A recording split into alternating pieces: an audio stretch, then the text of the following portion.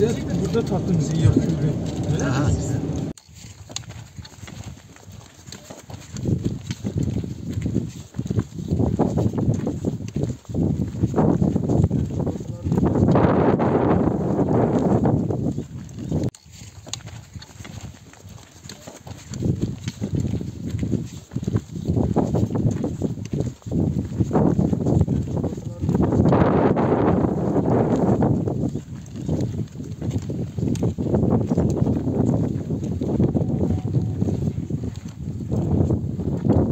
...4200 kampından 4200 kampına hareket edeceğiz. Gençlik nereye gidiyoruz? Harbiye!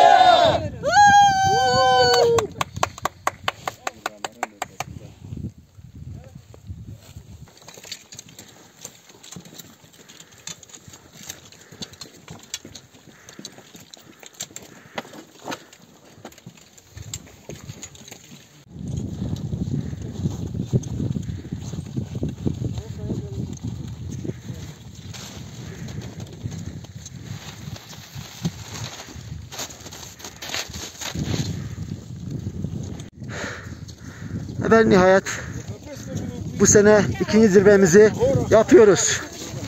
İsmini söyle, geç. İsim söyle. Geç aşağıya. Nuri Kaplan. Yasemin Demirel. Levent Çibuk. Ahmet Bulum. Çilem Aykın. Sadi Akın. Ali Çibuk. Celil Karakoy. Evet. Ali Çibuk. Sana bir çıkar. Ali Atalaş. Celali. Celali Ali. Abi araba bitti istasyon. Ve ben Ömer Demez, şu an zirvedeyiz. Ekibimiz komple zirve yaptı. Ekibimi kutluyorum. Buradan Vadi Doğa ekibine selamlar. Teşekkürler arkadaş, hepinizi kutluyorum. Harika bir çalışma oldu. Gerçekten hepinizi kutluyorum. Tebrik ediyorum. Tüm ekibi tebrik ediyorum. Merhaba arkadaşlar. Şu an Ağrı Dağı zirvesine ulaşmış bulunmaktayız. Ve ekibimiz geliyor. Tanıtalım ekibimizi. Nuri. Arzu. Celil. Ahmet. Çilem.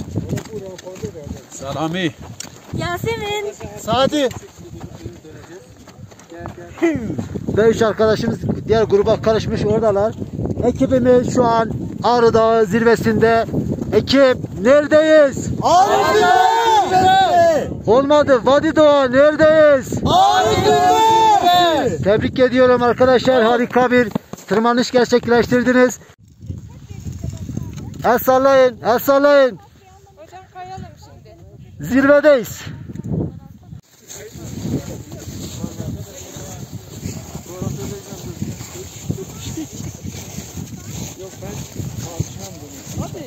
Ben kralım. Salih abi. Ben onu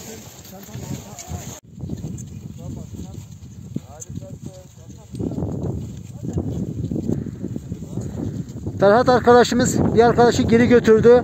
Tekrar geri geldi ve şu an zirveye 20 metre kaldı. Zirve yapacak inşallah. Ferhat'ı tebrik ediyoruz.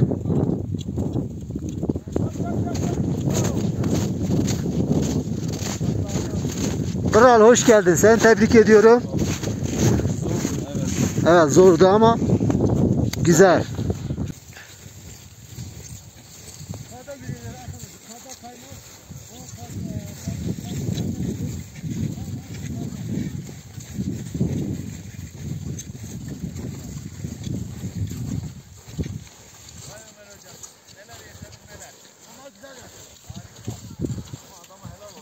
Şişe